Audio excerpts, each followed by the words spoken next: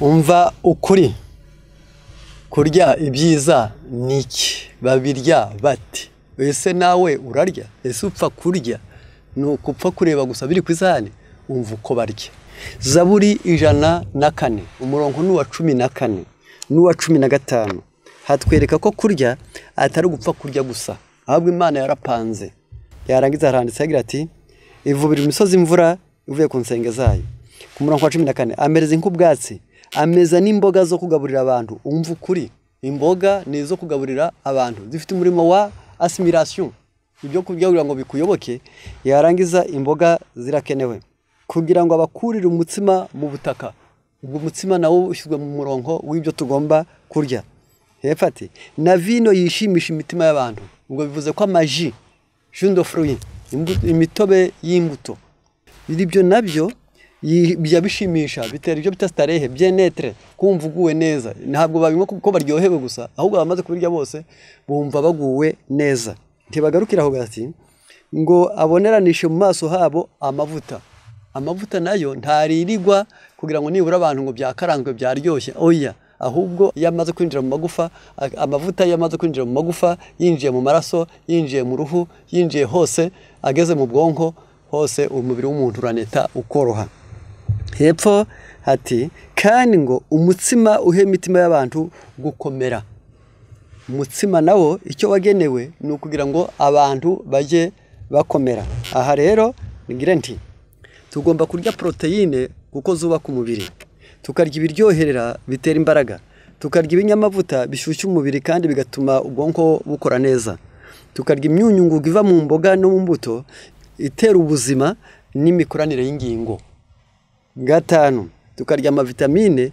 kugira ngo ubuzima bubeho bw'ingingo byo ni vi iba yongera mu buzima mbese vitamine zigomba kwiyongera muri sante kugira ngo ingingo z'umuntu zitabora ingingo z'umuntu zishobora kwakira umwuka ingingo z'umuntu zishobora kurema amaraso ingingo z'umuntu zishobora kurema ubwenge ingingo mbese muri magufi amavitamine ni icyamaze ku ngingo ya gatandatu yo kurya neza ni amazi ni ugutunganya umubiri ni ukuworoshya kujyana intungamubiri ahazo ni ugusohora imyanda mu muntu amazi afite uruhare mu kuvura indwara nyinshi ndagira ngo umuntu wese urya yaba umugore yaba umugabo mu muryango bakwiriye kuzirikana ngo proteine ni ukubaka umubiri ibiryoherera ni ugutera imbaraga ibinyamavuta ni ugutera ubushyuhe imyunyungugu byo bita sere minero by'abandi biti by'unyunyu yarangiza ibyo ni ibyo gutuma ingingo z'umuntu ziba nzima kandi zigakorana kandi amavitamine ni ugutuma ubugingo bw'umuntu buba buzima yarangiza amazi ni ugutunganya umubiri ni ukuworoshya bayita ngo ni voiture de vitamine bivuze ngo hariho amavitamine bita ngo ni hydrosoluble bivuze ngo utabonye amazi ayo mavitamine ntiyagera aho yagenewe ubwo rero tugomba kumenya neza ko uyu mubiri nyuma ukeneye amazi mu byombo hakenewe amazi mu nzu hakenewe amazi mu kubaka hakenewe amazi mu nganda hakenewe amazi n'umuntu n'icyo cyose bwa mbere ni inzu afite ibyombo ni uruganda agomba kuba atunganye kandi cyamushobora ni amazi uyiyunyuguje uyiyuhagiye uyakandagiyemo uyicayemo uyanyoye rero ngibyo ibintu bikenewe reka tukwifurize nawe kurya neza mu buzima ngo nibura mu muryango wawe we kuba ingwingiri mu buzima ahubwo umenye neza ngo proteine ndazikeneye ziva mu bishyimbo nkeneye ibiryoherera biva mu binyampeke nkeneye ibinyamavuta nyine biva mu bintu by'ibinyamavuta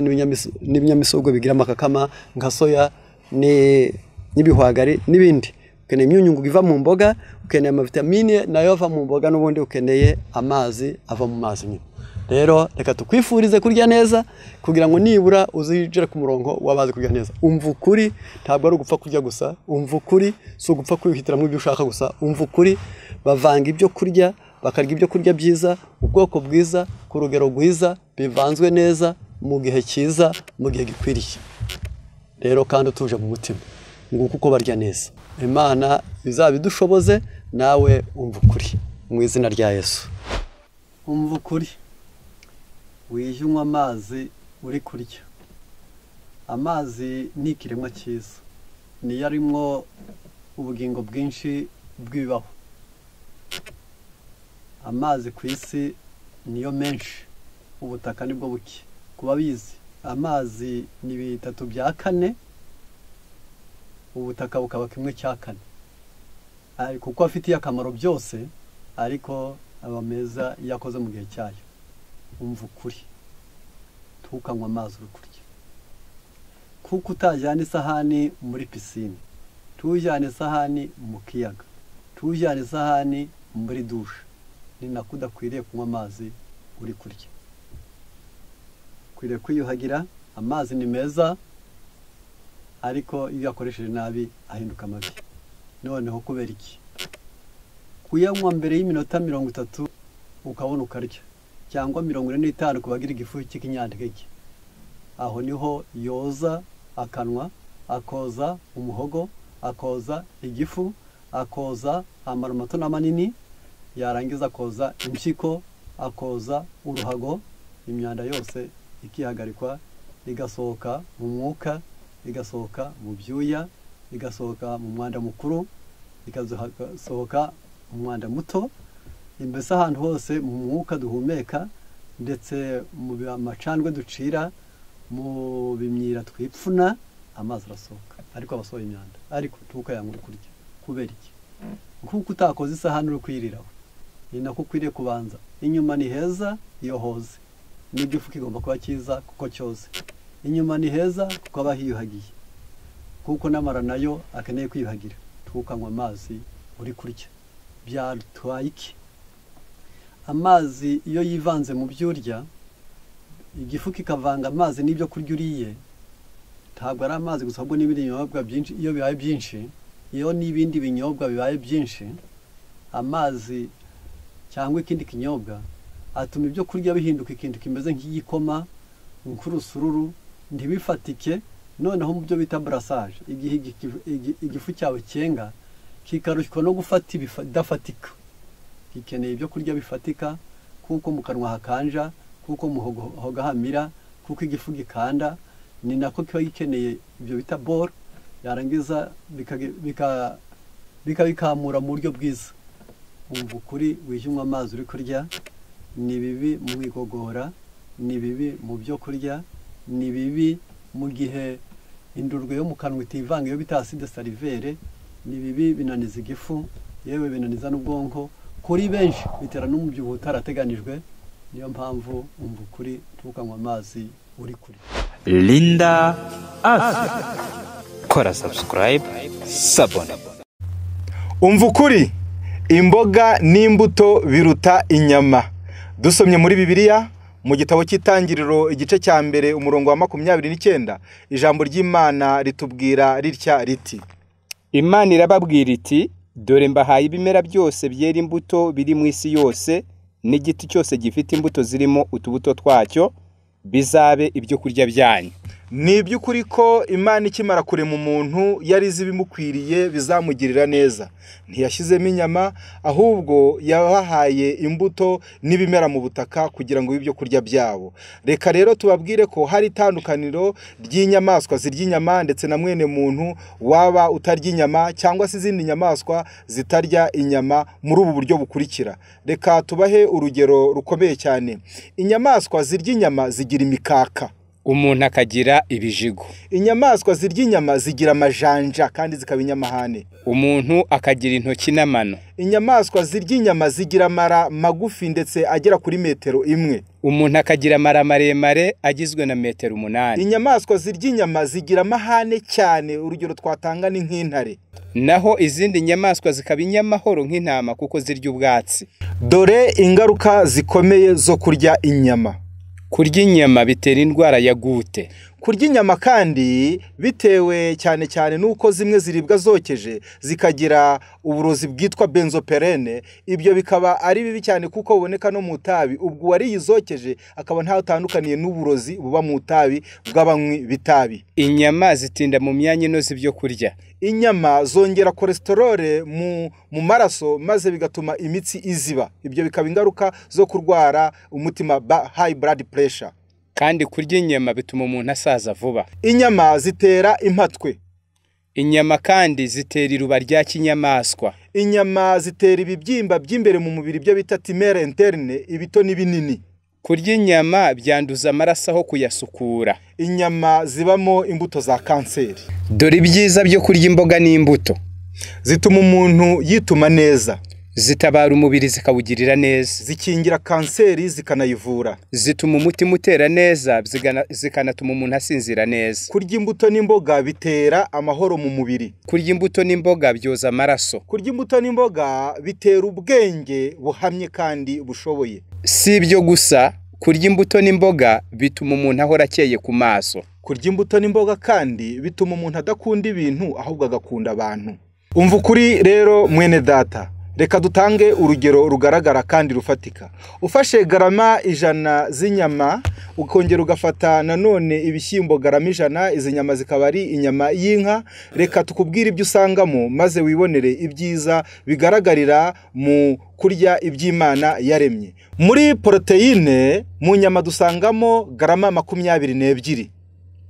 Naho mu bishyimbo naho hakabamo garama 22. Muri fibre ho nta kintu kirimo, nta garama n'imwe irimo, harimo 0 grame, nta kintu kibamo cya fibre. Naho mu bishyimbo hakabamo garama 15. Ntarajya imbere tubibutse ko iyi fibre ariyo dufasha kugira ngo igogora rigende neza. Ubwo tugeze nko mu munyu witwa iron ariwo bita fer, ubutare, mu nyama habonekamo miligrama 1.9.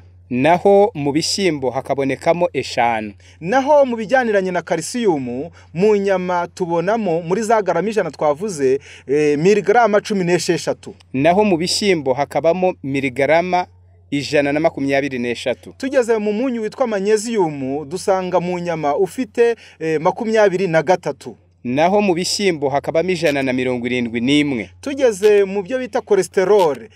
Cholesterol ni urugimbu rubi rutuma n'imitsi nanone iziba. Kuri uru rugimbu rubi tuvuga aha ngaha mu nyama harimo miligrama 74. Naho mu bishyimbo hakabamo 0. Si ibyo gusa, ikiro cy'inyama kiranahenda kuko kiri hagati y'amafaranga 2500 kugeza ku 3000 by'amanyarwanda. Naho ikiro cy'ibishyimbo ni 700. Rero mwene data, gihenze kandi kirimo ibitarimo intungamubiri nyinshi. Gihenze ibishyimbo bikiruta. Ni ikigaragaza kuko Imana yaduteguriye ibyiza. Umva ukuri rero mwene data. Amen. Umva ukuri. Mugenzi wanjye, yewe ukuze cyangwa mutoya, wowe wize cyangwa utarize, wowe mukire cyangwa mukene, ariko ukeneye kumva ukuri. Aho waba uri hose, icyo waba uri cyo cyose, ukeneye ukuri.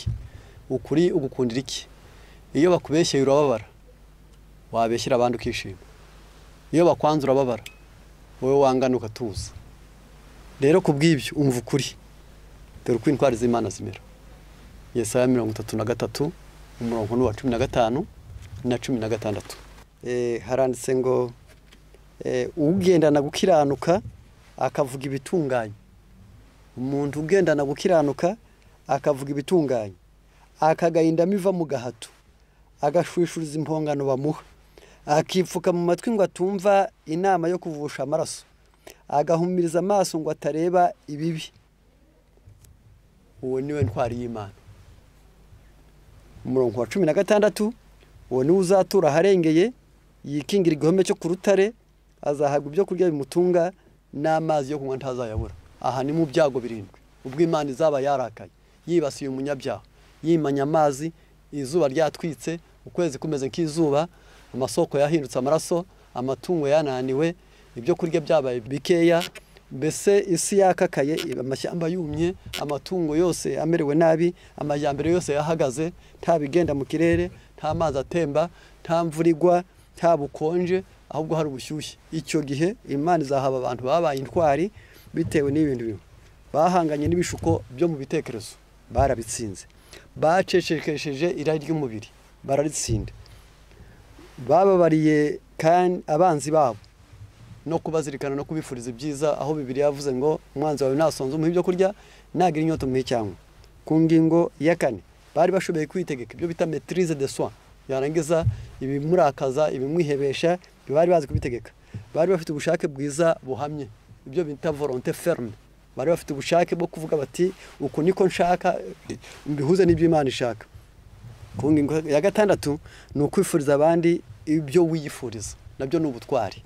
uyu muntu wicara akavuga ati kuko nanjye nkeneye inzu nziza, kuko nanjye nkeneye imodoka nziza, kuko nanjye nkeneye gutsinda, kuko nanjye nkeneye kurya neza, kuko nanjye nkeneye akazi, kuko nanjye nkeneye kubahwa, nawe ukabyifuriza abandi mu by'Imana uburitwari. Noneho ku ngingo ya karindwi ni ukwihanganira ingorane. Ndagira ngo n'Abakolosayi igice cya mbere umurongo wa 12 ukiyimanganya muri byose ukihanganana ibyishimo. Matayo 7:12 ibyo wifuza ko abandi bakugirira ari byo bagirira nawe. Ongera wibuke umva ukuri unakwemere mu mutima. Guhangana n'ibishuko muri wowe uzabura intwari.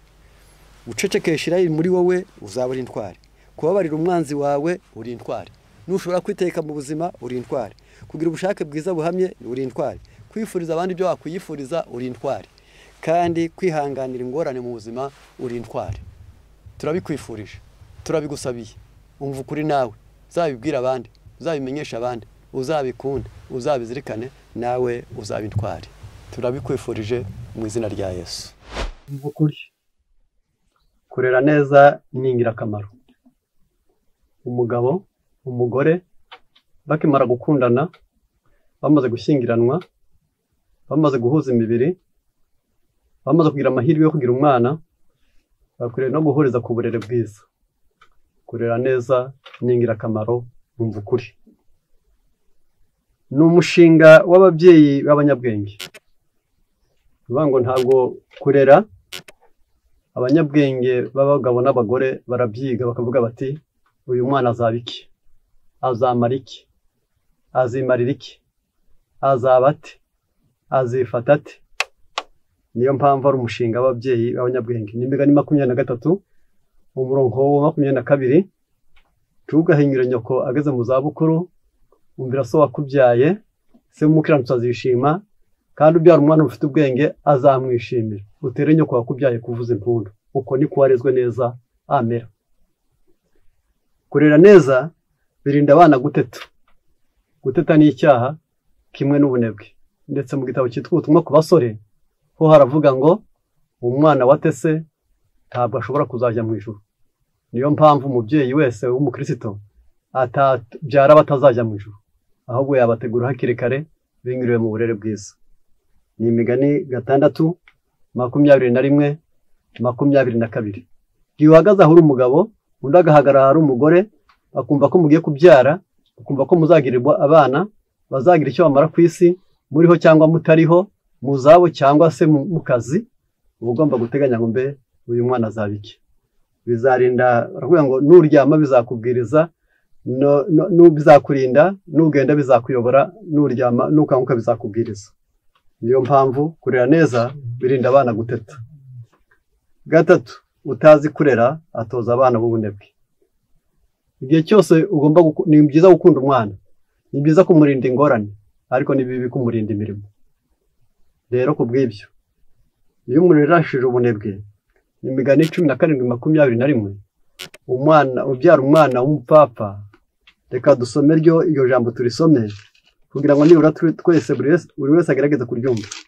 Imigani 17:21 haranditse hagira hati ubyaye umupfapfa aba yiteye agahinda, kandi se umupfapfa nta munezero agira. Urumva ko nta wabyara ngo avuze impundu yabyaye ngo ariko azavuze induru. 4, uwarezwe neza ashira amanga ntashira isoni. Abana bacu bakwiriye gutinyuka kuvuga oya igihe bikwiriye, ariko ntibatuku babonye wese. Iyo umuntu yarezwe neza ashira amanga ntashira isoni. Kurera neza ni ukuruhura ubutegetsi n'abandi barezi. Ni Luka 2:52 abyiruka ashimana n'Imana n'abantu. Uwo ni Yesu. Ku ngingo ya 6, kurera neza ni ishema ry'umuryango wawe. Iyo iwawe nta mujura, iwawe nta munebwe, iwawe nta kigwari, iwawe nta wisuzugura, iwawe nta munyabinyoma, ni ishema ryawe. Bagutabara, bakuruhura, bafatanya mu buzima, babishema ku isi, wabiterwa neza. 7, imbuto z'uburere bubi zirasharira. Tugomba kubimenya tukanabizirikana. Uwarezwe nabi uramuhaza yakura akajya guha ibyo ashigaje cyangwa akabikwima. Ibyo nabyo navuga ngo cyangwa akakwicisha inzara. ndasubiramo iyo warezwe nabi uwo wareze nabi uramuhaza yakura akajya guha ibyo ashigaje cyangwa akakwicisha inzara umumara imbeho yakora akakwima ibyambarwa urukumva ko ari ikibazo izo ni imbuto zo kurera nabi gatatu umurinda imirimo yakura ntakuruhure amaherezo ukazakora ibye n'ibyawe umaze gusaza kurera neza ni byiza umurinda kurwara akagukoza isoni wageze mu ruhame noneho kubw'ibyo niyo mpamvu kurera neza birakwiriye kurera neza rero ni umushinga umvukuri zirikana neza ko aburera ari bo bazakubera ishema zirikana ko aburera ari bo bazigirira akamaro zirikana ko aburera ari bo bazaba ishema ku isi zirikana ko aburera ari bo bazaba igisubizo umvukuri iteko rya 6 mu mateko 10 y'Imana yo kuva 20 umurongo wa 13 haranditse ngo ntukice. Iri jambo ntukice ni ntugakorera abandi ibyo utifuza ko bagukorera. Ubwo udakeneye gupfa wishwe tugakenere kwica abandi. Jya ukenera ko abandi bahaga bitewe n'iki. Jya ukenera ko abandi banywa kugira ngo bashire inyota badapfa. Ukenera ko bahaga baticwa n'inzara bagapfa. Jya ukenera ko bambara baticwa n'imbeho. Jya ukenera ko bubaho batagayika bakiheba. Yubaho ukeneye kutica. Nibwo buryo bwiza. Iri tegeko rishaka ko umuntu ahinduka umugisha ku bandi. None se wabwirwa n'iki kuri umwicanyi? Kwifuriza undi kutabaho. Ibyo iyo wicaye gusa cyangwa uryamye cyangwa ugenda hafi cyangwa kure ariko ukifuza ko umuntu atabaho. Uburangije kumukuraho. Mu isi babona ntacyo bamutwaye, babona utamukomerekeje, bakabona utamutemye, ariko ukaba warangije kumwica. Tukifuriza undi kutabaho. Kabiri, umwuka wo kwanga abandi. Byo bita esprit de haine. Ni bibi. Kumva byonyine ubwabyo gusa muri wowe, udakunda abandi, utabashaka, udashitabumva, utabifuriza ibyiza, udakenera ko bakundwa, uburangije kubica. Uko wumva rwose utakeneye kwagira uwumva ukeneye ko atabaho. Byonyine ubwabyo gusa umwuka wo kwanga abandi ni ukwica. Gatatu, umwuka wo kwihorera. Mu isi y'ababaho aba bana ngo babure icyo bapfa. Ashobora kuba ataragutumiye umwana, ashobora kuba ataramuhaye, ashobora kuba ataramukunze, ashobora kuba ataramuhaye akazi, ashobora kuba ataramwigishije neza, ashobora kuba ataramubwiye neza. Ntukihorere. Ibyo abandi bawukoreye ukababara, tugapanga kubibakorera, ikibi ntabwo kiba kirusa ikindi. Ahubwo byonyine ubwabyo gusa uzumve ko kuruta undi ni ukudakora nk'ibyo yagukoreye. Umujinya utera gukora ibidakwiriye. Hari abantu bajya bagira umujinya bita ngo umuranduro nzuzi. Mwananiranwa agatema inka yawe, mwananiranwa agatema igiti cyawe, mwananiranwa agaturuka umwana wawe, mwananiranwa kureba igitsure, yarangiza ibyo umujinya ntukagutere gukora ibidakwiriye. Iyo urangije kuwukora ubwo uburangije kwica. Kwifuriza undi ingorane. Igisubizo cy'ubwinanirwe kuko nta mbaraga, kuko nta butwari, kuko wenda nta bantu, akaba nta mafaranga, akaba nta gitinyiro ufite. Ari igihe uvuga uti genda uzahura n'abandi. Abo bandi ntabwo ushatse kumwifuriza ibyiza. Yewe hano nabihinduye igikristo. Mwaganira gato ati Imana izakwibuke. Imana izakumpembere. Aho icyo ashaka kugira ngo umererwe nabi. Uburangije kwica. Jya wifuriza abandi ibyo wifuza ko bagukorera. Kwikubira gutuma wirengagiza ababaye.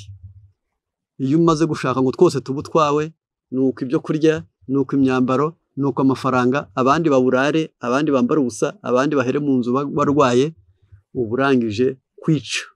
Ubutamukuye mu mwuka, ariko intego yawe imbere y'Imana ibibonye ko utari umutabazi, utari inyunganizi, utagoboka abandi, utaba umunyampuhwe batakwihishaho, utabatabara ko ntacyo umaze kuba uri hafi yabo. Kutagirira impuhwe abarwayi.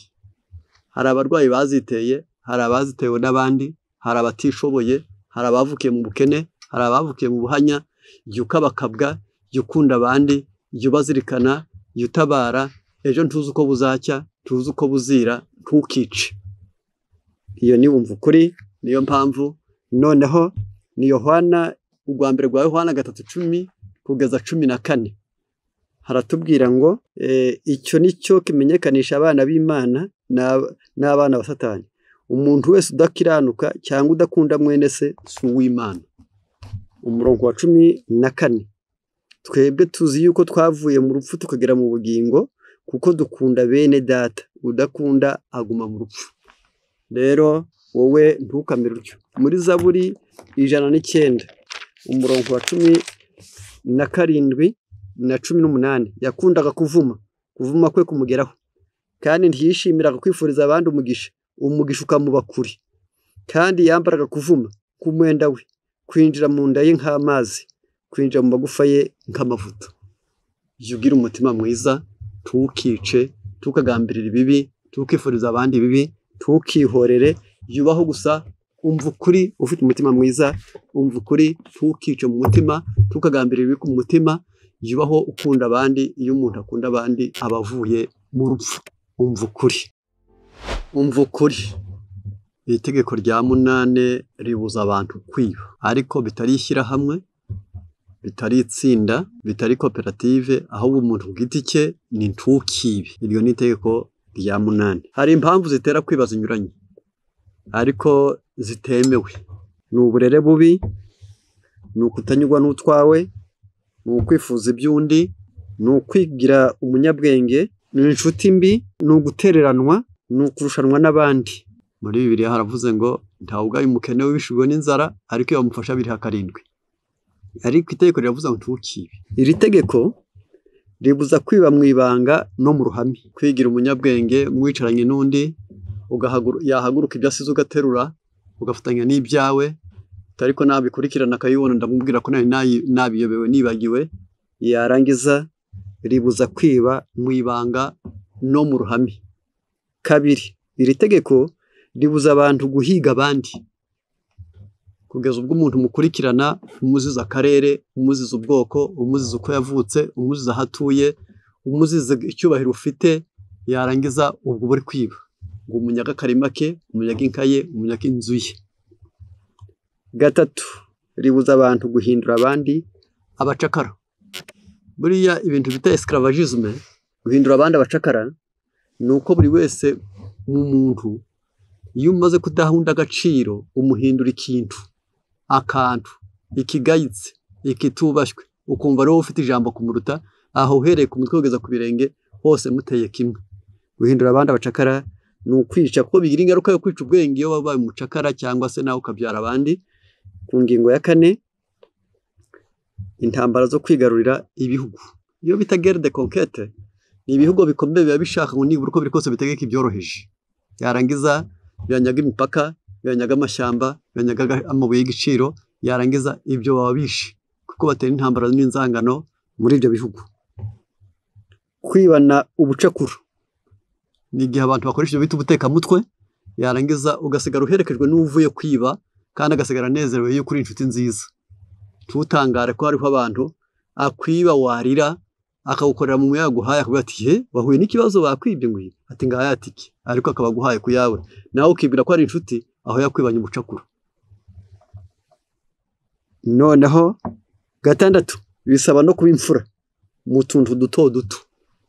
Ni ikaramu y'undi, ni ikaye y'undi, ni mu rubibi, ni igiti, aho hose urasabwa kuba imfura no mu tuntu duto. Ntugira akantu na gato wajyana kundi ngo ni uko ari gato. 7, ribuza abantu guhenda mu bucuruzi, ukoresheje kwigira umucuruzi umwe, kuregura umunzani, gukuraho amagarama ku kiro, yarangiza kuba ushobora kubikomeraho kuko ntahandi byaboneka, yarangiza ibyo nabyo uba wibye. Risaba abantu kwishyura ku gihe aho ubereyemo umwenda. Igihe cyose wifuza gakunda kuguza, ya wibuka yuko nawe atarahazi. Umunsi wabonye ubwishyu, tukaburarane, tukabutindane, tukabubeshyane. Guhemba abakozi neza kandi ku gihe. Umukozi nawe ni umukozi, burya atunzwe n'imbaraga ze, burya atunzwe n'ubwenge bwe, burya ntiwamukunze ari ikigoryi, ahubwo kuko ashoboye ibyo ashobora, ujye umwubahira ibyo yakoze, nubwo atanganya nawe umushahara, ariko wowe muke uzawumuhere ku gihe. 10, kudategera abantu mu bujiji, mu ntenke no mu ishyano bagushije.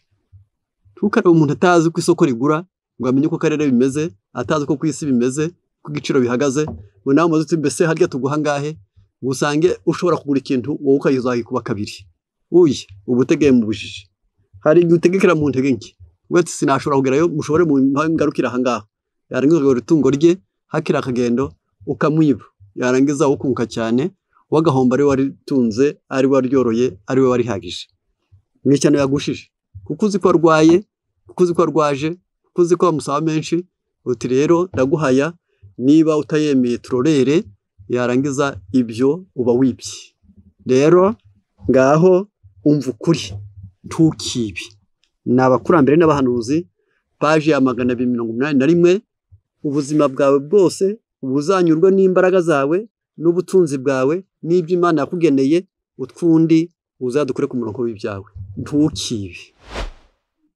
umva ukuri rinda ururimi rwawe uwo muvugana ni nzungu gadi ururimi ni inzira y'ubwenge ururimi ni intwaro mu zindi ururimi rwerekana nyirarwo ubwo ari uko bimeze rinda ururimi rwawe warurinda ute si uguceceka si ukuvuga gake ahubwo ni ukugenzura ibyo uvuga ni ugupanga ibyo uvuga ni ukureba ingaruka byatera ni ukureba amahirwe birimo uko niko barinda ururimi Bibiliya yerekana neza ururimi icyo ari cyo Yakobo 3 umurongo wa 2 umurongo wa 5 umurongo wa 6 umurongo wa 9 kabiri hati kuko twese ducumura muri byinshi umuntu wese udacumura mu byo avuga aba ari umuntu utunganye rwose yabasha no guteka umubiri we wose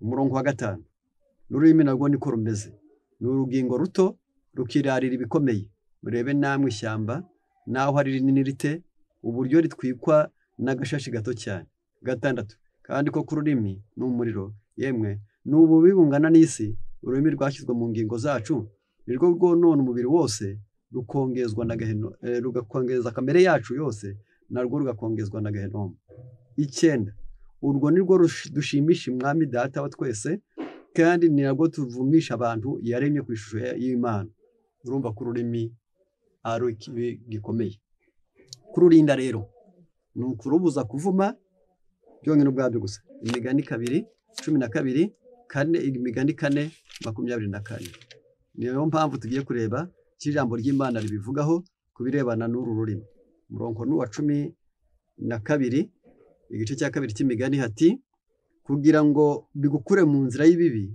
no mu bantu bavuga iby'ubugoryi igice cya 4:24 ikureho umuntu uvuga iby'ubugome kandi ururimi ruvuga iby'ubugoryi urushyire kure yawe noneho ururimi ruba rubi cyangwa rukaba rwiza rute iyo ari rwiza ruhuza abantu rurakiza rukanezeza imitima ruhimbaza Imana ruhembura umushyikirano rwaba ari rubi rumena ibanga ruteranya abantu ruhembera umwiryane ruhembura agahinda ruca intege rugira inshyuro rushyushya inkuru rusenya ingo itorero n'ibihugo rukagambanira abantu rinda ururimi rwawe umva ukuri kubera iki mu gitabo cyitwa intekerezo n'ibyumuka bihagaze neza ho haravuga hati umugambi wa Satani ni ukurema amacakubiri mu itorero birakwiriye ko umuntu amenyereza ururimi rwo gukunda abandi yarangiza rukagira imbabazi kugira ngo tutabyara kuko iyo bitabaye bityo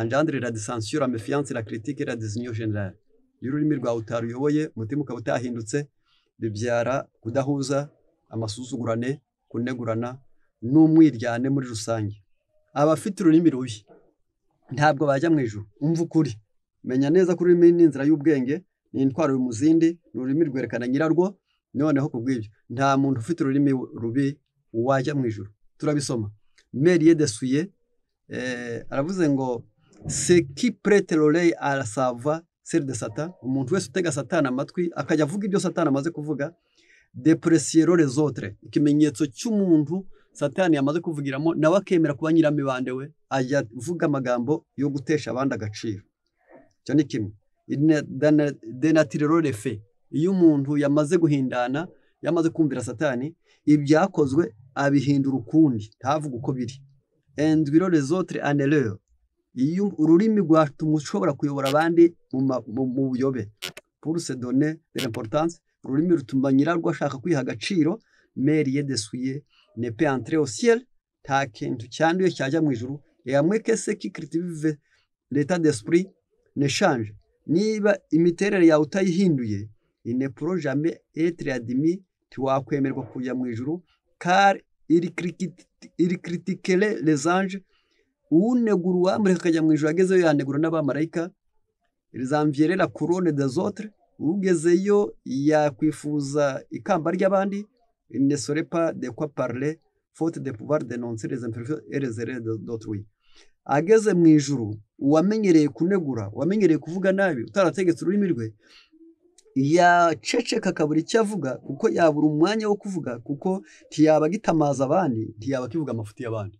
Ubwo rero ururimi ni rubi, hariho abantu batashobora kuvuga batari kuvuga undi nabi. Rinda ururimi rwawe, jya neza.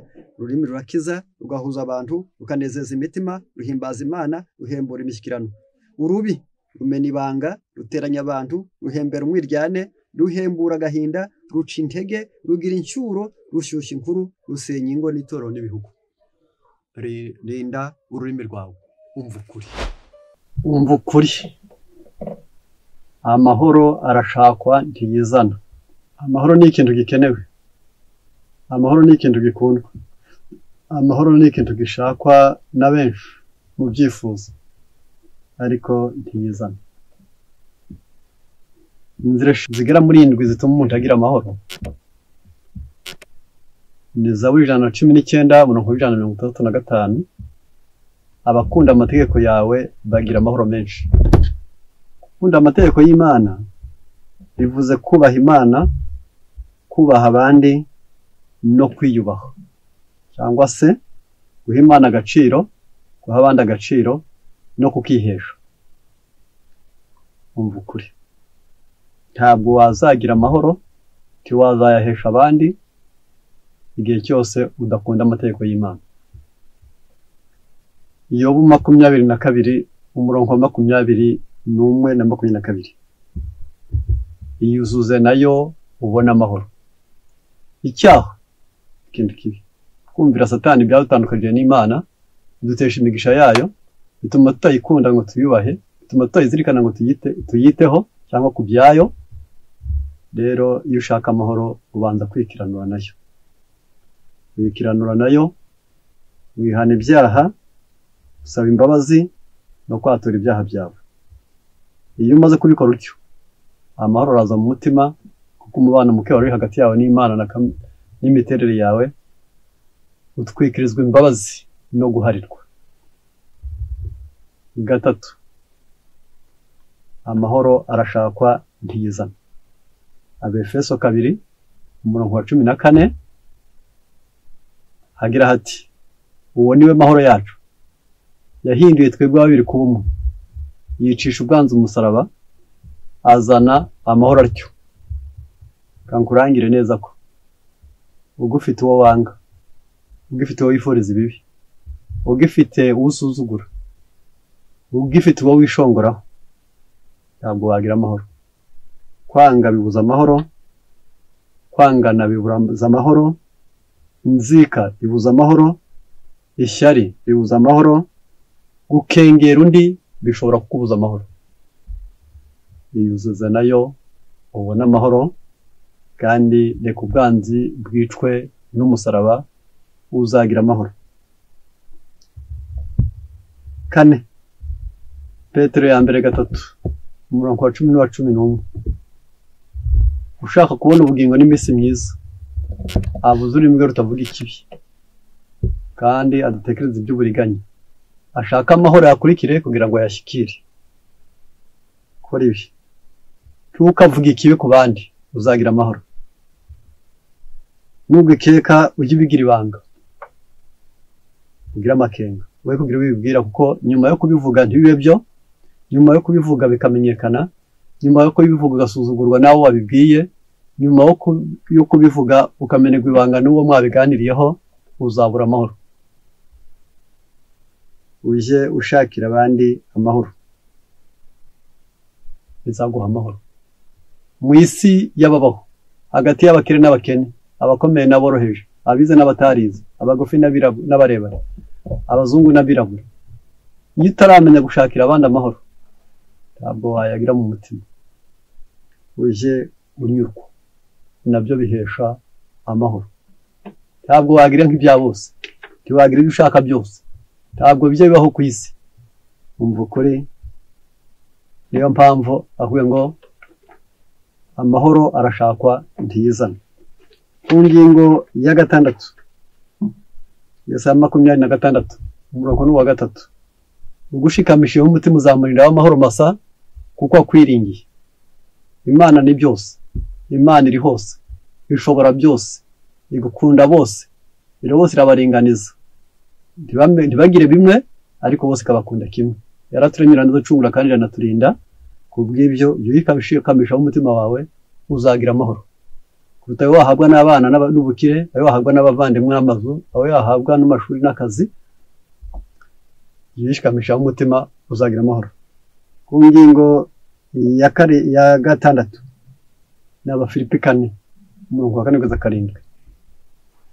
Neza yanyu imenywe n'abantu bose, ibyo mushaka byose bimenywe n'Imana. Timukiganyira. Nuko amahoro ahebuje ibyo umuntu yamenya byose azarindira imitima yanyu muri Kristo Yesu. Ubuzima butiganyira, ubuzima butiheba, ubuzima bubana n'abantu bose neza, ubuzima buzi kwizirika ku Mana, bugira amahoro. Yewe umva ukuri, amahoro arashakwa ntiyizana.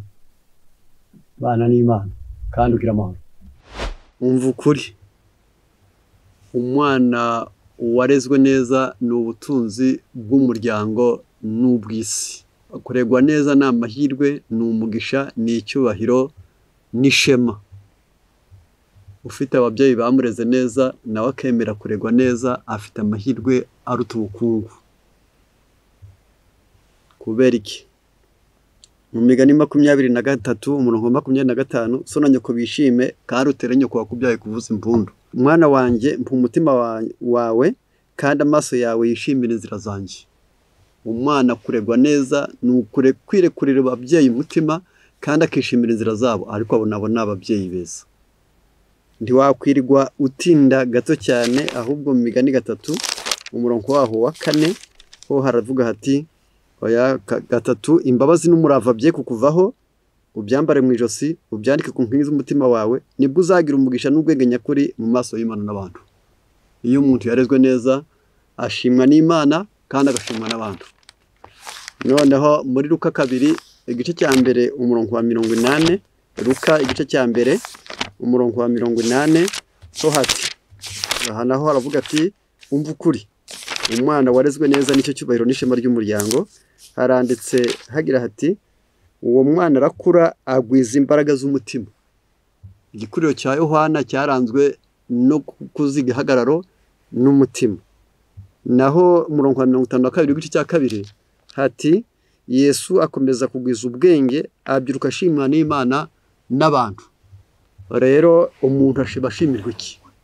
Ntabwo babashima uburangasi, ubuhanga n'amafaranga, ahubwo reka nkurangire byonyine ubwabyo gusa. Umwana warezwe neza yishimira abandi, umwana warezwe neza ahora akereye abandi, umwana warezwe neza arababarira kandi akihangana, umwana warezwe neza yishimira ubufatanye mu byiza, umwana warezwe neza agira ubushake bwumvira kandi bwiza, umwana warezwe neza arashyikirana, arakira, aracumbikira, umwana warezwe neza akora ibyo ashinzwe neza, umwana warezwe neza agira imyumvire y'iby'umwuka. Icyo ni igitabo cyitwa Élevez votre enfant, page 156. Iyo umuntu ashaka kugira igikundiro, mu Migani 22, umurongo wa 1, kuvugwa neza kuruta ubutunzi bwinshi. Rero iyo warezwe neza ugira urugwiro, wishimira abandi, urihangana, ukunda kubabarira, ugira umusabano n'abandi, ugira ubushake bwiza, ucumbikira abashyitsi cyangwa ukabishimira bageze iwanyu, utunganya ibyo ushinzwe, imirimo ushinzwe urekora neza, kandi urakabakabwa mu by'umwuka. Cyangwa se mu yandi magambo, iyo ubonye ingorane z'abandi nawe zikugeraho. Ngiyi impamvu umva ukuri, umwana warezwe neza ni ishema ry'umuryango, ni ishema rye bwite, ni amahirwe ye byonyine ubwabyo gusa. Kuregwa neza ni ubutunzi. Imana ibane namwe. Umva ukuri, ariko noneho ukuri twerekejeho ni ukuri ko kumenya Imana. Uzi izina ryawe, uzi abakubyaye, uzi igihugu cyawe, uzi ubwoko bwawe, uzi idini ryanyu, uzi ibyo wize, uzi ibyo ushobora, uzi abana bawe, bityo n'abavandimwe bawe, ariko none igihe kirageze umenya Imana. Ibyo byose bwabimenye ariko nta bugingo burimo. Niyo mpamvu muri Yohana 17:3 hatubwira akamaro ko kumenya Imana. Kumenya Imana na Yesu Kristo nibwo bugingo buhoraho. Imana ni urukundo, Yesu ni ubwenge, Umwuka Wera ni imbaraga ishoboza umuntu ibyiza, abamarayika mikorere ituma dushobora gutunganya ibyo dushinzwe, ko abamarayika bafasha bazaragwa agakiza. None kubw'ibyo iyo umuntu amenye Imana, ubumenyi ikisi, uburabutswe ibyiza yakoreye umuntu. Yarakuremye, yaragucunguye, ikubeshejeho, irakurinda. Niyo mpamvu kumenya Imana bihesha ubugingo buhoraho, naho kuyikunda gutuma ibyo uri byo n'ibyo ufite n'ibyo bakogeza byose bitagaciro. Yarangiza Habakuki 3:17 naho umutini utatoha, bagahingira ubusa imyerayo, inka zikabura mu biraro. Nta kabuza ko nishimira Uwiteka kanezererwa mu Mana yakiza kanjye. Abantu bakunda Imana ntabwo baba ari inkunda bintu, ahubwo bya bintu bituma bakunda Imana. Ariko abatayizi bakunda ibintu kuruta uko bakunda Imana. Niyo mpamvu aho barayitinya. Zaburi 139:1. Abantu bazi Imana barayitinya. Haravuze ngo muri Zaburi 139 umurongo waho wa mbere hatwereka neza ko iyo umuntu azi Imana no kuyitinya arayitinya. Iyo ubonye ko abona abantu bapfuye kwirira ngo Uwiteka 139 haranze ngo Uwiteka warandondoye uramenya, uzi imyicarire yanjye n'imihagurukire yanjye, umenyera kuri ibyo nibwira, urondora imigendere yanjye n'imiryamire, uzira inzira zanjye zose, kuko ijambo ritaraba mu rurimi rwanjye ubu maze kurimenya rwose. Uwiteka ungose inyuma n'imbere, unkizeho ukuboko kwawe. Kumenya ibikomeye bityo ni igitangaza kinanira.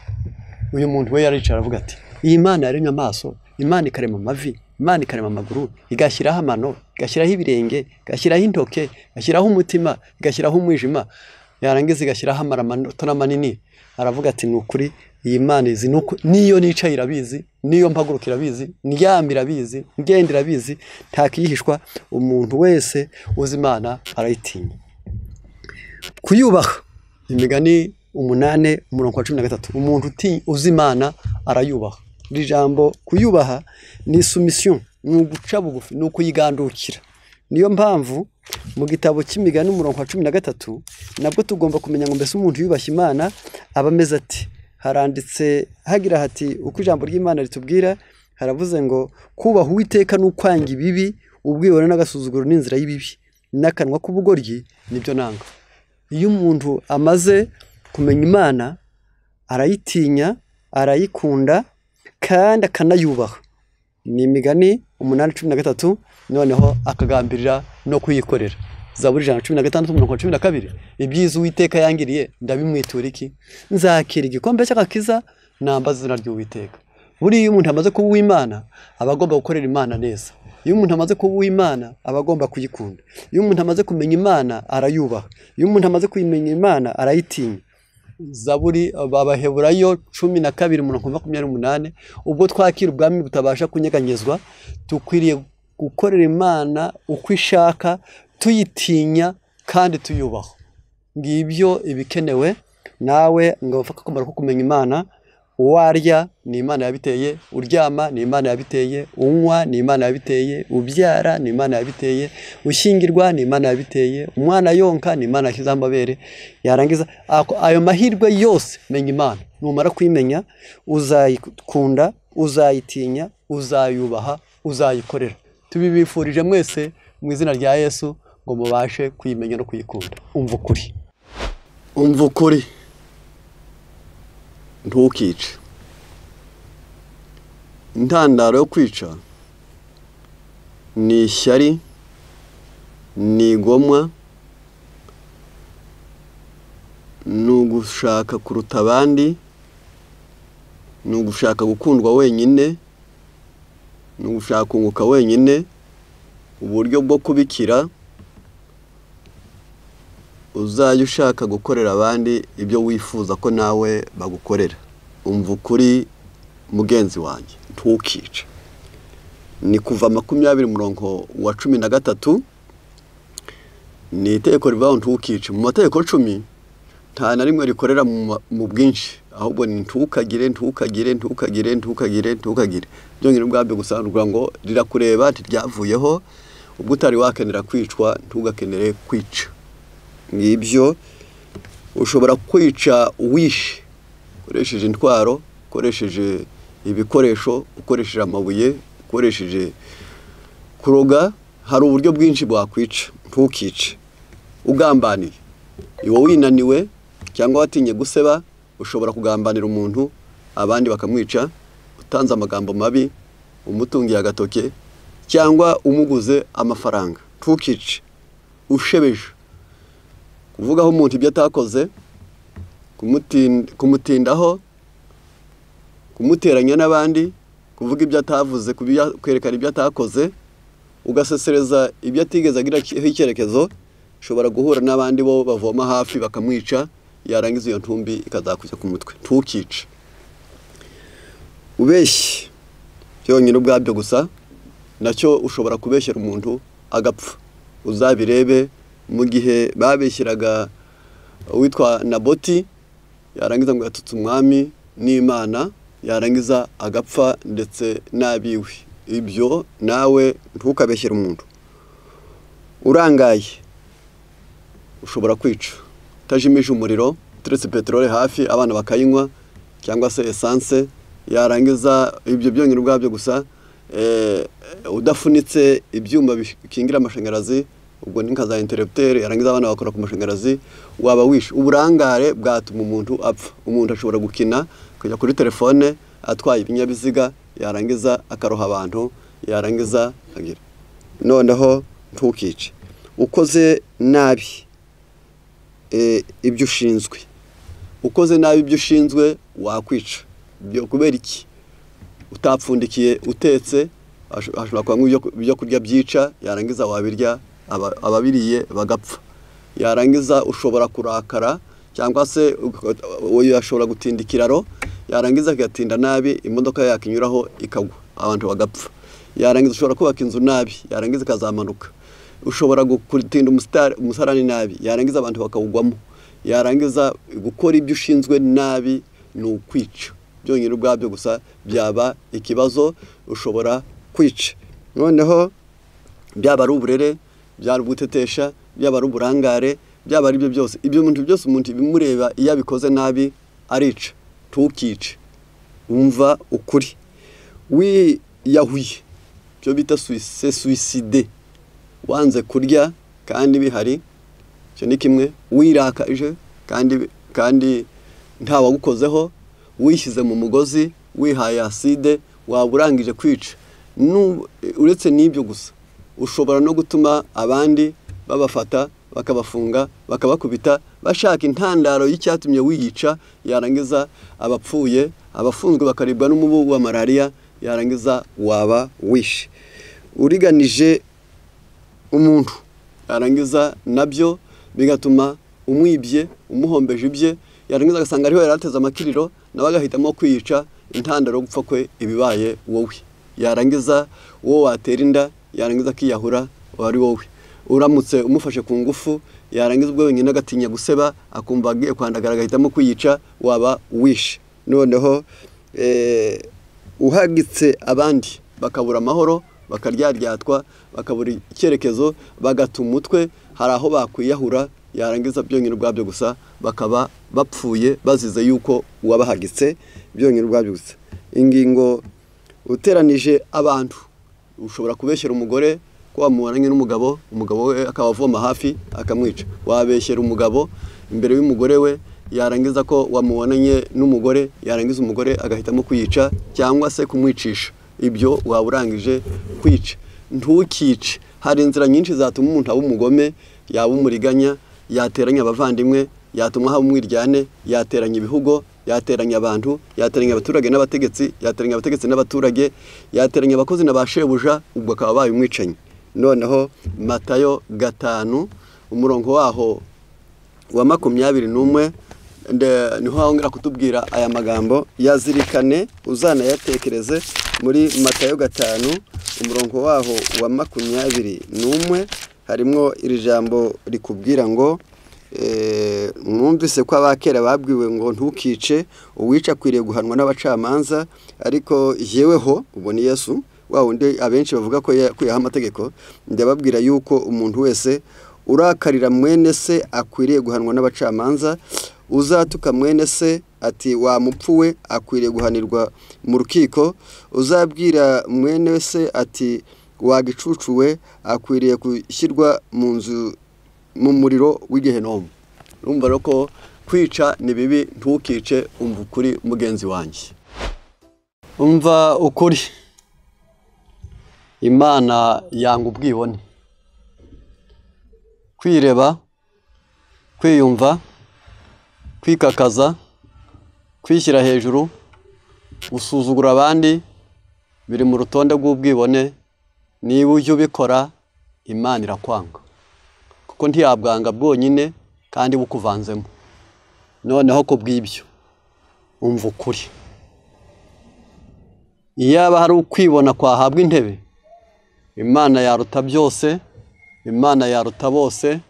Ni umuhanga mu bumenyi, ni umuhanga mu gutunganya, ni umuhanga mu kugira akamaro, ni umuhanga mu kurema ibyiza.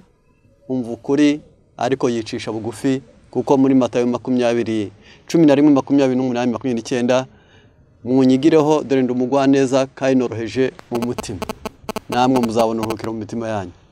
Umva ukuri, Imana ubwo yanga ubwibone byaba bivugwa he, bisomwa he? Ni Migani 8 umurongo waho wa 13 haranditse hagira hati kubaha Uwiteka n'ukwanga ibibi, ubwibone n'agasuzuguro ni inzira y'ibi, n'akanwa k'ubugoryi nibyo nanga. Ibyo biri gukora kiri ku rutonde rw'ibyo Imana yanga, byaba ari ubwenge buke, byaba ari uburangare, byaba ari kudashyira mu gaciro. Niba uri uw'Imana nawe uzanga ubwibone.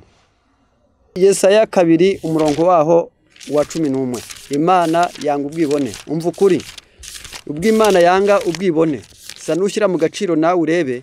Haranditse ngo agasuzuguro k'abantu kazacishwa bugufi, n'ubwibone bw'abantu buzashyirwa hasi. Uwo munsi Uwiteka ni uzogezwa wenyine. Abantu basuzugura, abibona, Imana izabashyira hasi. Nawe ateka atatekaga, agendesha amaguru atagendeshaga amaguru, nawe arya ibikwanjitse ataryaga akaryoshye, nawe azicara kandi aryame habi, bitewe n'uko Imana yanga ubwibone. Umva ukuri, kandi mu kumva ukuri we kumva kuvugwa ahubwo ukugereranye n'ubuzima bwawe. Ese waba uri umwibone, uri ku rutonde rw'Imana yanga? Umva ukuri. Malaki 4 umurongo wa 1 harimo amagambo meza akurikira, ariko ni igice cya 4 umurongo wa 1. Dore hazaba umunsi utwika nk'itanura ry'umuriro, abibone bose n'inkozi z'ibibi bose bazabishingwe, maze hazaba umunsi uzabatwika bashire. Uku ni ko Uwiteka Nyir'ingabo avuga, ntuzabasigira umuzi cyangwa ishami. Umva ukuri, hari umunsi wateganijwe, uwibona ku musatsi, uwibona ku bwoko, uwibona ku bwenge, uwibona ku rurimi, uwibona ku burebure, uwibona ku nzobe, uwibona ku butunzi, uwibona ku mwanya arimo, uwibona ku nzu, uwibona ku bwoko, byose hazaba umunsi bene abo bose uzabatwika bashire.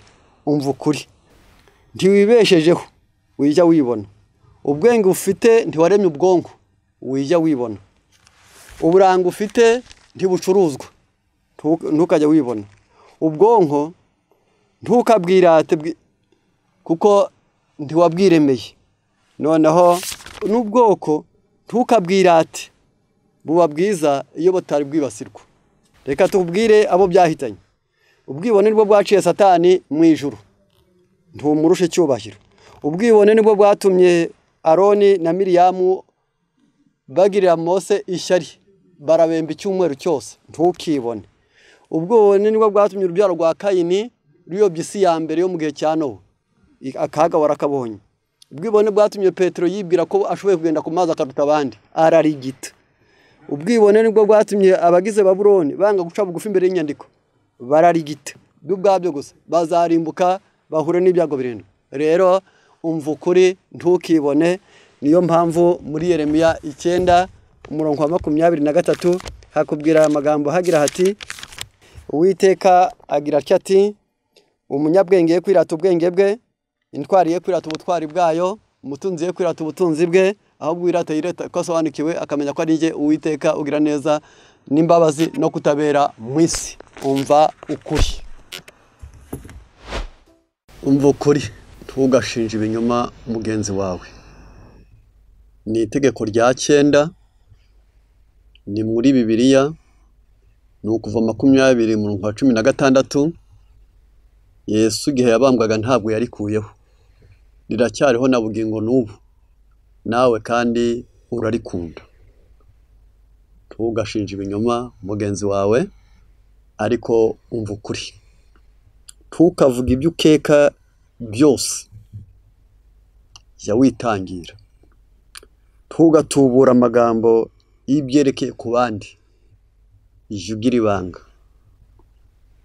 Ntugashyushye inkuru y'undi muntu, jya wishyira mu mwanya we. Umva ukuri. Ntukabibe amateranyo, bitazakugaruka, utazahura n'inshuti ebyiri wazitandukanya zikakwanga zombi, inkuru yawe itazagera ahandi bagasanga uri umuntu mubi. 5, ntugasebye abandi. Agaciro kundi kajye kaba kawe, iyo bagayitse nawe uragayika.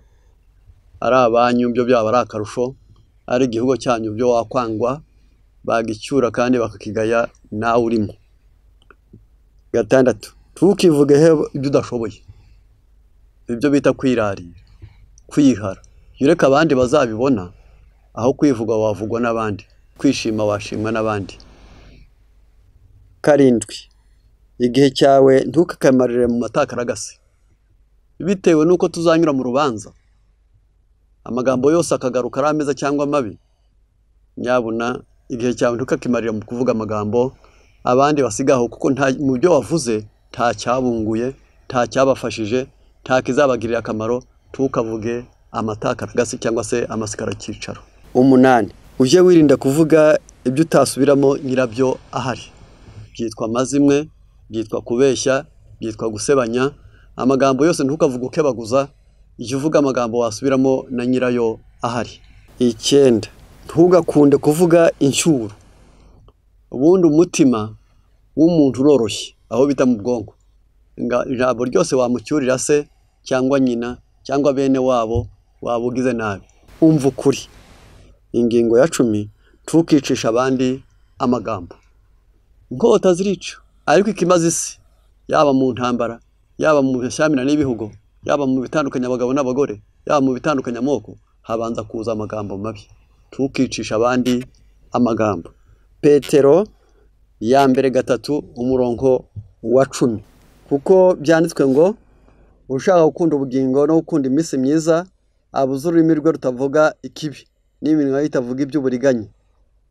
Umva ukuri. Ntugashinje ibinyoma mugenzi wawe. Umva ukuri. Uburyo bwiza bwo kugira amahoro yo mu mutima. Amahoro ni kimwe mu bintu bigumye ku isi, mu miryango, mu mitima, mu kazi, mu bihugu, mu buyobozi, mu baririmbyi, mu babwiriza. Amahoro akunze kubura. Kugira ngo ugire amahoro bitandukanye n'umutekano. Muri Zaburi 119:165, abakunda amategeko yawe bagira amahoro menshi, nta kigusha bafite. Kugira ngo ugire amahoro, jya ukunda amategeko y'Imana.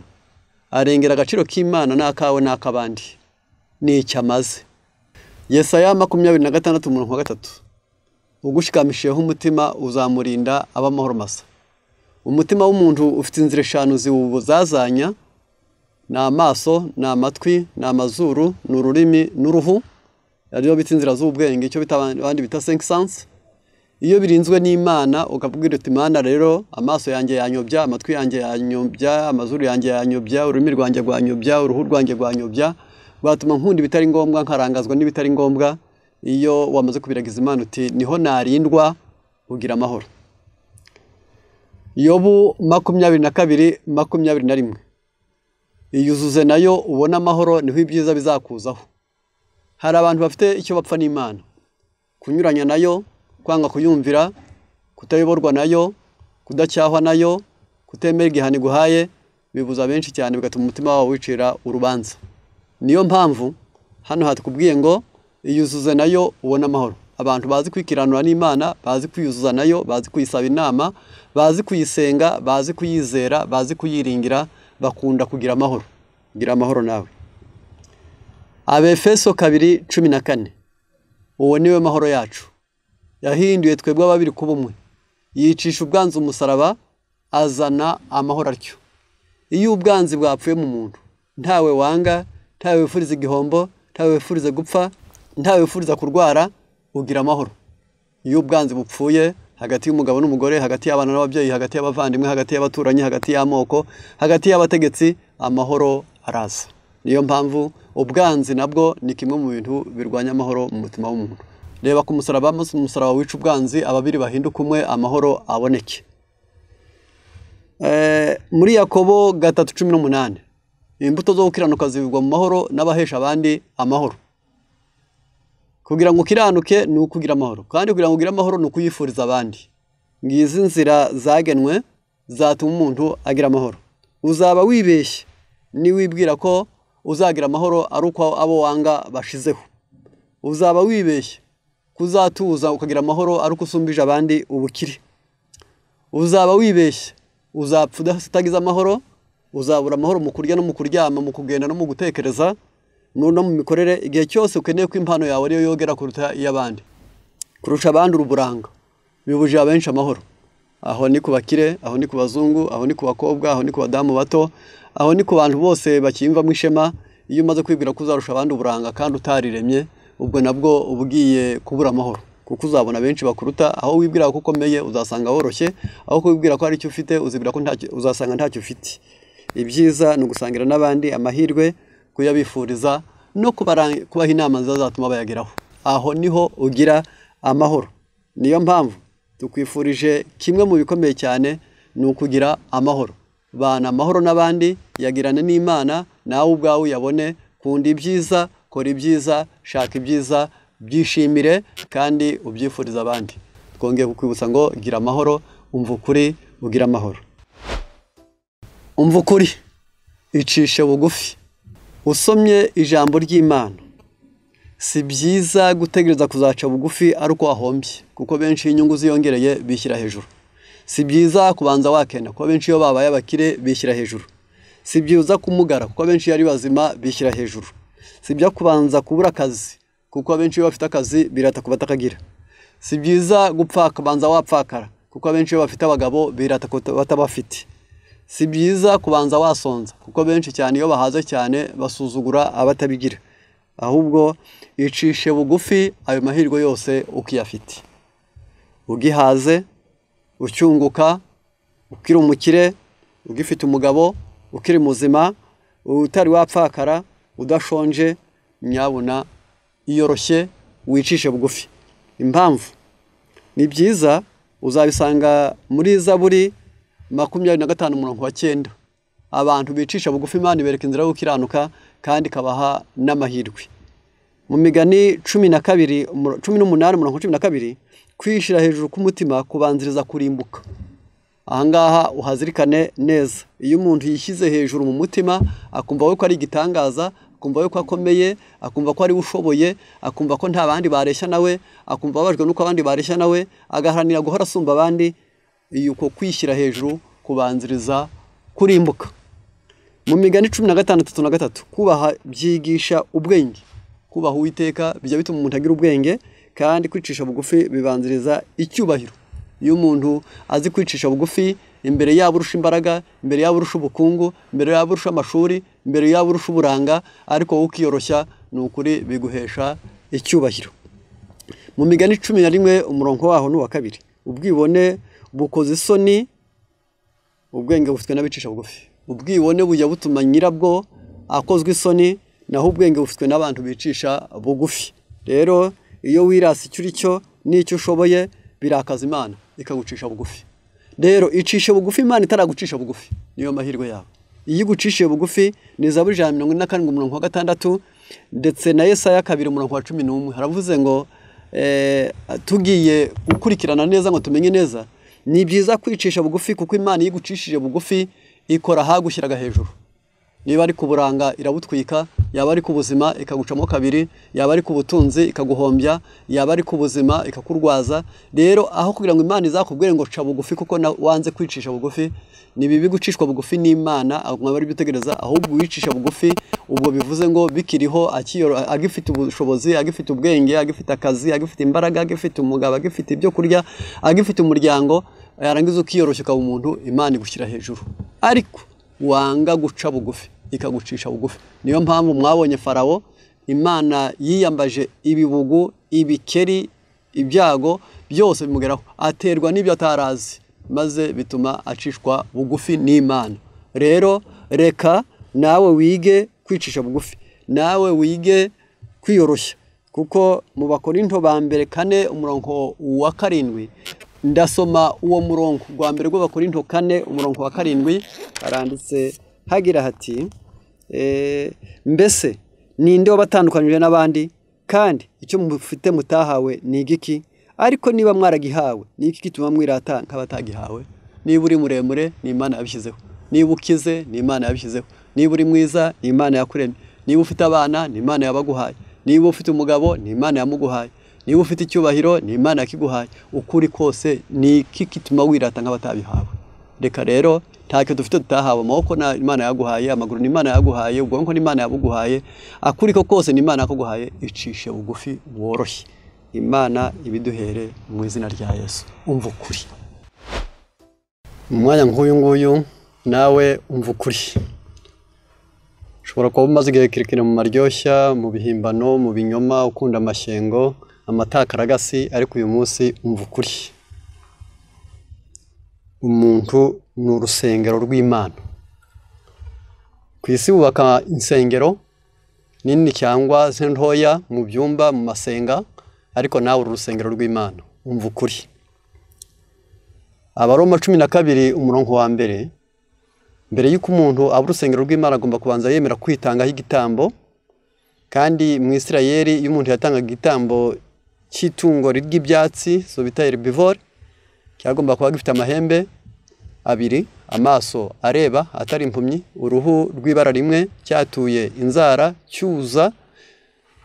Ibyo bintu byatumaga bishobora kuba cyemewe n'umutambyi. Kugira ngo Imana ikwemereyo, ishaka yuko nawe bigitambo kizima cyera gishimwa n'Imana. Na Abaroma 12:1 uko niko kwikorera kwanyu gukwiriye, cyangwa se yo bise culte raisonnable. Tugomba kurya neza kugira ngo urusengero rw'Imana rube rwiza, iyi mpagarike yacu itungane, tube beza, tube abakwiriye, tube Imana yiyambaza. Na Abakorinto ba mbere 10:31 namwe iyo murya cyangwa munywa cyangwa mukora ikindi kintu cyose, mujye mukorera byose guhimbaza Imana. Ntabwo dukwiriye kurya gusa tunezeza ipfa n'irari, ibyo dukunda n'ibyo dushaka, ibigezweho, ahubwo tugomba kumenya neza ngo tuzabisaruramo iki imbere y'Imana mu bwenge no mu buzima bw'umubiri. Kwigomwa ibyo ukunda, ibyo nabyo birakwiriye, kuko mbere y'uko urwo rusengero rufata neza, hariho ibyo ukunda ariko umubiri wawe udakunda, hariho ibyo ukunda ariko Imana idakunda, hariho ibyo ukunda bitagendana n'imyemerere Imana ishaka ku bantu bayo, ku bazaba urusengero rwayo. Ni Abakorinto ba mbere 9:27 nicyo gituma mbabaza umubiri wanjye, kugira ngo ubwo maze kubwiriza abandi nanjye ubwanjye ntaboneka ko ntemewe. Umubiri wo Pawulo ari kwandikira Abaroma yavuze ko uyu mubiri utera urupfu, ndetse ko yabyo ashaka ko byiza ibi bimutanga imbere. Icyo nicyo aravuga ati nicyo gituma mbabaza umubiri wanjye, kugira ngo ubwo maze kubwiriza abandi nanjye ubwanjye ntaboneka ko ntemewe. Ni ryari se? Ni igihe nabwiriza mpekenya amenyo, nkabwiriza narakaye, nkabwiriza kambije agahanga, nkabwiriza ngaragaza uburyarya, nkabwiriza ngaragaza ubuhehesi, mu magambo, mu bikorwa, mu myifatire, mu myambarire, mu maso, hose hakwiriye gutuma tunezeza Imana. Kutarya ibikwangiriza, icyo nacyo umva ukuri. Umubiri w'umuntu wagenewe kurya ariko ibiwubeshaho, nicyo gituma utemerewe uburi urusengero rw'Imana kurya ibikwangiriza. Ni Hoseya 4:11 haratubwira ngo kuko ubusambanyi na vino y'umuce byica ubwenge. Ubwo bivuze ngo umuntu abaye umusambanyi ubwenge bwayoyoka bwo kuzimiza zenke no kuvuga ibitari byo no kwifata uko ubonye, yarangiza bigatuma ubwenge bugenda. Inzoga zishobora kwangiriza umwijima zikamuramwo vitamine B ya mbere, yarangiza gushyira muri gahunda no gushyira mu gaciro, kumenya neza ibikwiriye bikabura. Nicyo gituma ubusambanyi n'inzoga bigenda ku murongo umwe. Imana ikubwira ngo vino y'umuce ndetse n'ubusambanyi byica ubwenge. Rero umva ukuri, nubwo idini ryawe ryaba ribyemera, nubwo nawe waba ubikunda bibaye n'akamenyero, ariko izo nzira zombi umva ukuri vuba cyangwa kera. Ibyo wemera bitari byo, Imana izabinyuza mu murongo utukura ubizire. Umva ukuri.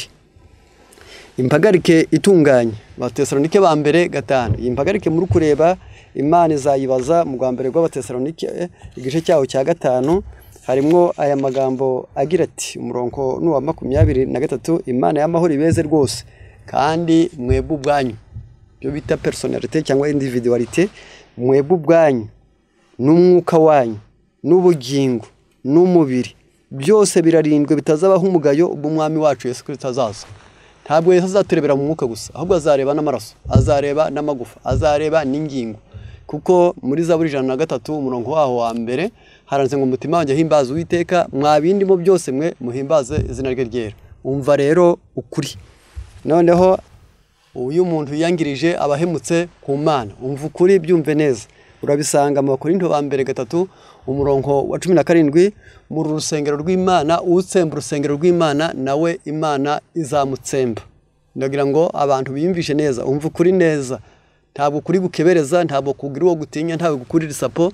Nutsemba urusengero, wa mubiri wawe umwijima wawe ukawica, impyiko zawe ukazica, igifu cyawe ukakica, amara yawe ukayica, amaraso yawe ukayanduza, yarangiza amagufa yawe ukayonona, ukayumisha, ukayaboza. Ibyo byose uruhu rwawe ukaruhindura umweru, yarangiza ukarutwika. Ibyo byose utsemba urusengero rw'Imana nawe Imana izamutsemba. Umva ukuri. Rero kwirinda umubyibuho w'ikirenga, ibyo nabyo birakenewe. Ni uguteka kwa 2:32 umurongo waho wa 14. Aha naho turahasoma amagambo meza kandi y'ingenzi, ariko ari kugira ngo wumve kandi umenye ukuri.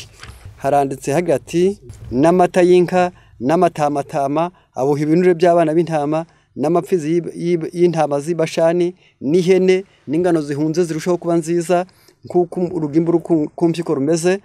Wanyoye vino yenzwe mu maraso y'inzabibu, maze Shuruna arabyibuha, atera umugeri, urabyibushye, urahonjotse, urarembekereye, maze areka Imana yamuremye. Cyabaye ikibazo. Yafashe iyo mvange yose y'ibyiza byose Imana yamuhaye, yumva atareka akanyama, yumva atareka amata, yumva atareka ubuki, yumva atareka irayo, yumva atareka agakati, byose aravangavanga, maze vitamine cyangwa se urugimbu rwinshi n'amasukari menshi bimuhuriramo, arabyibuha. Arabati maze amaze kubyibuha. Nicyo gituma urusengero rw'Imana rugomba kwirinda ibyo bintu. Umva ukuri rero, uru rusengero rw'Imana uzifate neza, uzarye neza, uzanywe neza, kuko byose Imana izakubaza amaso areba, Imana ikubaza amagufa mazima, Imana izakubaza ingingo. Umva ukuri nguko uko ijambo ry'Imana rikubwiye. Tukwifurije kuba urusengero rw'Imana, tukwifurije kutarutsemba, tukwifurije kurya neza, tukwifurije kwifata neza, tukwifurije kuzahagarara imbere y'Imana ukayimurikira impagarike yaguhaye, nawe uyitunganiye. Imana ibiduhere umugisha twese mu izina rya Yesu. Umva ukuri. Ubwami bw'Imana bumara irungu. Ku isi habaho ubwami bw'uburyo bwinshi. Hari ubw'ubwoko, hari ubwa politike, hari ubw'imigabane. Mbese umuntu wese aba afite uko atwara n'uko ayobora n'icyo agamije. Imana nayo ifite ubwami, ariko ababugezemo intego ni ukumara abandi irungu, kandi ubwami bw'Imana bumara irungu. Umva ukuri. Yesaya 32 hazima umwami utegekesha gukiranuka. Abacamanza be bazabategekesha imanza zitabera. Umuntu azaba nkaho kwikinga umuyaga. Ndasoma kugira ngo wumve ubwo bwami bw'Imana, we kubaririza bitewe nuko muri Matayo 24:14, kandi ubutumwa bwiza bw'Imana buzigishwa mu isi yose. Tega amatwi rero, umva ukuri. Muri Yesaya hatwereka neza ubwo bwami uko buzabuteye. Haranditse hagira hati 32 Yesaya, dore hazima umwami utegekesha gukiranuka, kandi abatware be bazategekesha imanza zitabera. Umuntu azaba nkaho kwikinga umuyaga, n'ubwugamo bw'umugaru k'imigezi y'amazi ahantu humye n'igicucu cy'igitare kinini mu gihugu kirushye. Amaso y'abareba ntazagira ibikezi kezi kandi amatwi y'abumva bazayatega. Ngo ubwami bw'Imana umuntu azaba nkaho kwikinga umuyaga. Nibande se uwo muyaga n'uwuhe? Imfubyi ihabonera ababyeyi benshi baguha kandi bakanagutabara kandi bakakurebana ijisho ryiza. Ubwo imfubyi bayikinze umuyaga. Kubura ababyeyi, kubura so na nyoko, ariko ukagira mu bwami bw'Imana uba ufite ababyeyi benshi.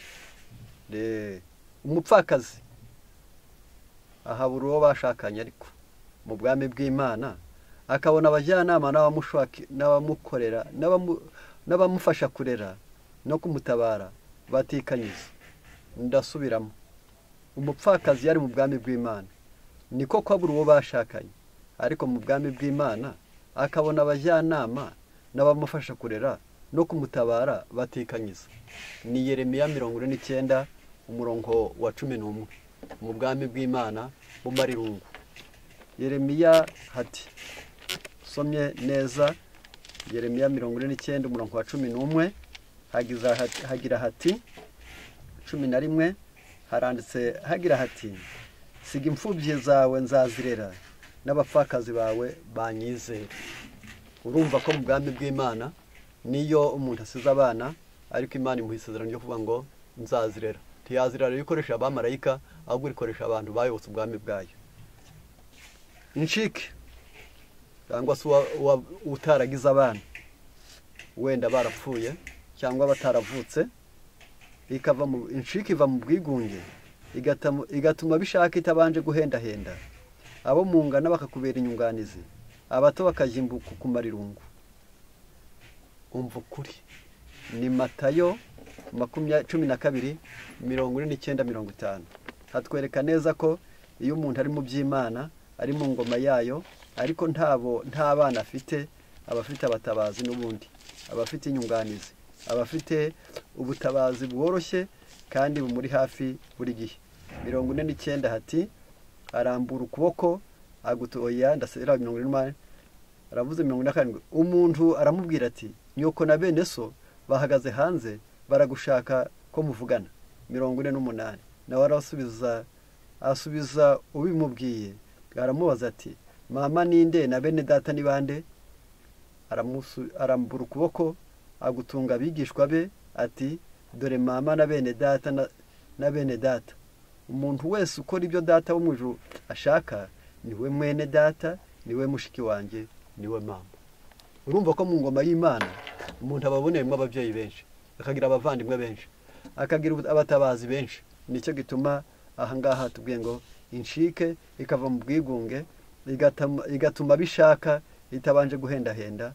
Abo mungana bakakubera inyunganizi, abato bakajimbuka kumarirungu. Ikinege mu bwami bw'Imana ntihaba ikinege. Abagukunda n'abagushakira ibyiza biyongera, imirindi yabo igahamura abakwanga n'abagukengera. Aha ngaha mu bwami bw'Imana ni heza cyane, nta kinege kibamo. Niyo mpamvu uba ufite abavandimwe benshi, uba ufite abagukunda, ufite abagushakira ibyiza biyongera, imirindi byabo bari kuza bagusanga igahahamura abagukwanga n'abagukengera bakuziza kuba umwe. Rero ni Migani 27 umurongo wa 10 n'uwa 11 hatwereka neza ko mu bwami bw'Imana nta kinege kibayo. Niyo mpamvu abantu bahisemo iyo ngoma y'Imana baba bafitemo amahirwe menshi cyane, kandi nifuza ko buri wese yamenya akanazirikana. Umurongo wa 10 tukareka inshuti yawe n'inshuti ya so, kandi ku munsi ugize amakuba tukajye gutabaza mwene so, umuturanyi uri hafi aruta umuvandimwe uri kure. Mwana wanjye gira ubwenge kandi unezeze umutima wanjye kugira ngo mbone uko nsubiza untutse. Ndagira nti aha ngaha niyo mpamvu menya ukuri cyangwa se umva ukuri. Mu bwami bw'Imana ntihaba ikinege. Abayoboke b'ubwo bwami bose biyumvanamo. Matayo 23:8 kuko mwese muri abavandimwe. Gufatanya, gutabarana nizo mbaraga z'ubwo bwami. Rinyo fera force. Gufatanya no gutabarana nibwo zo mbaraga z'ubwo bwami, kuko ubumwe ari zo mbaraga. Ni Matayo 25 34 kuko nari nshonje muza kunsura, nari ndwaye muza kundeba, nari nambaye ubusa muranyambika. Ni ukuri umva ukuri ubwami bw'Imana bumara irungu.